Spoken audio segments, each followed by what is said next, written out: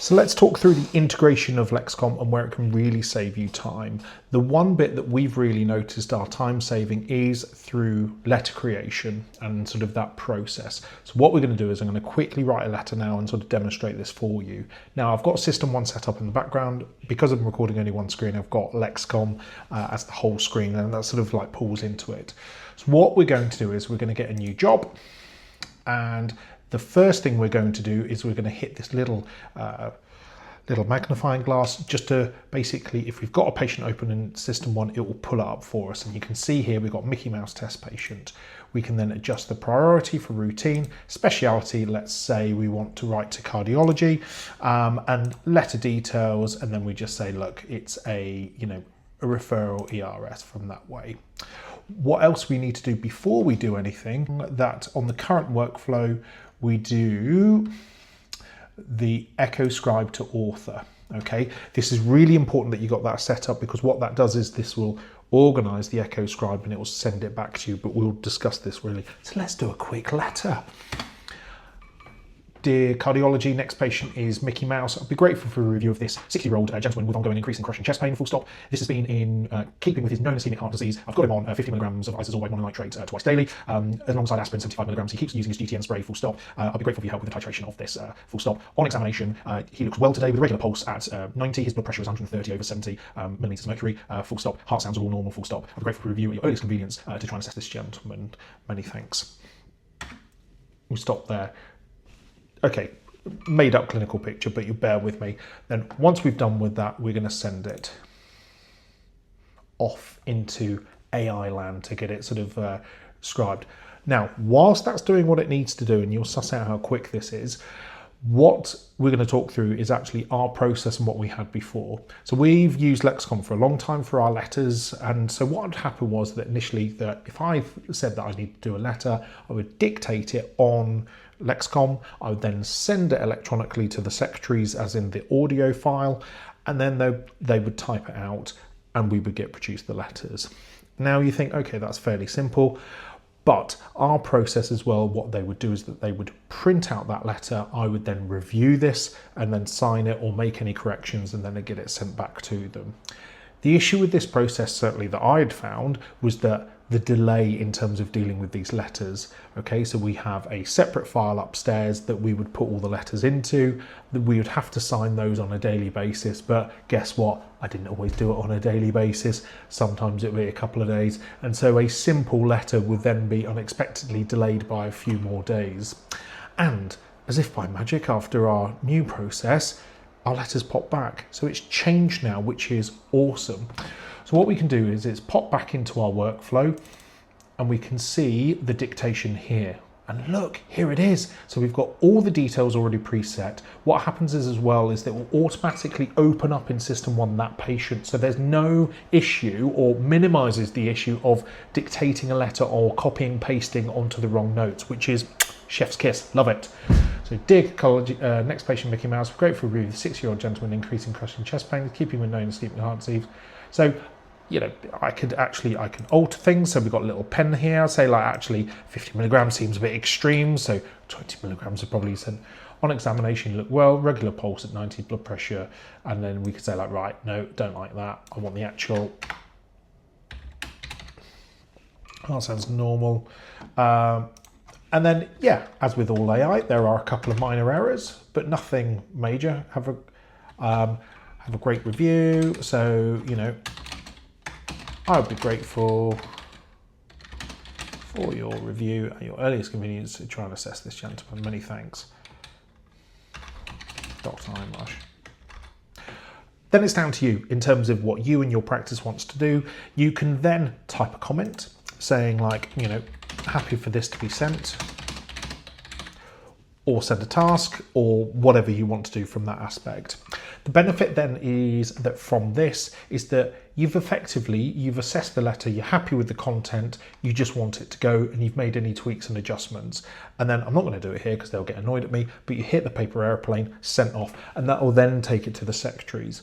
For me, this has been one massive improvement, that I'm generally, instead of it being days that letters would go unactioned, it's within the same clinic, which is amazing. And surely that, I appreciate, though it won't have a massive impact in terms of referral times, but overall, in terms of my own admin workload, it's made a huge impact. So to get onto the ambient voice technology, we're going to have to go on to live, okay?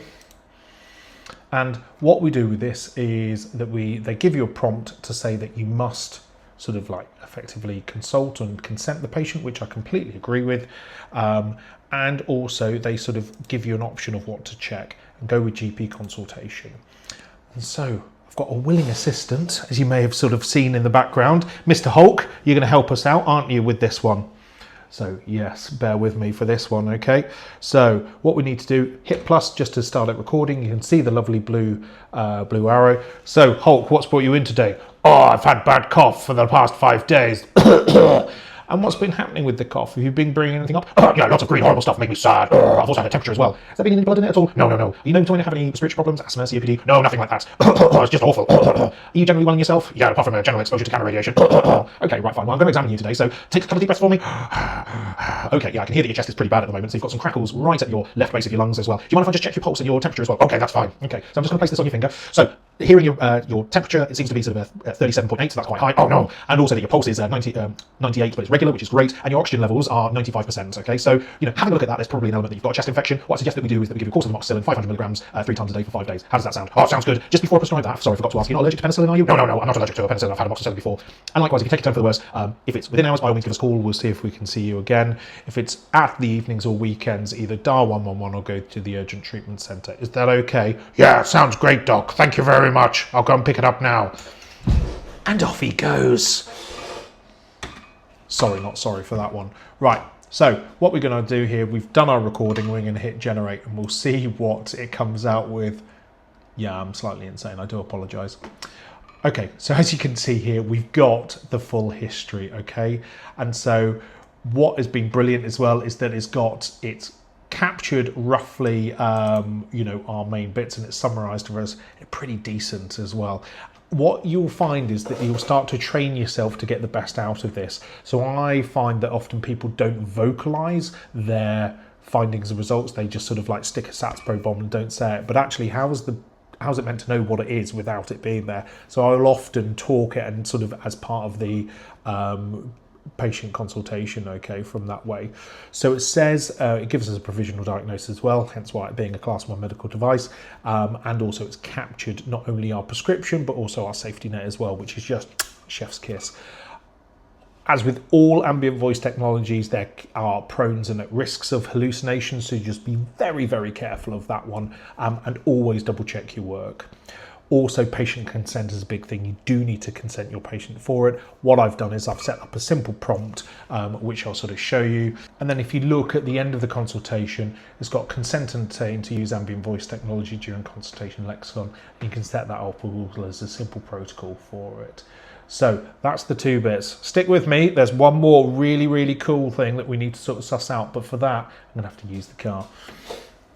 So we've just finished our home visit. I've loaded up the LEXACOM app, and then we're going to sort of hit the big red button to record. Next patient is Mickey Mouse, is 80-year-old gentleman. I saw this gentleman at home. He's known COPD, complaining of increasing shortness of breath over the past 3 days. Productive cough of green purulent sputum.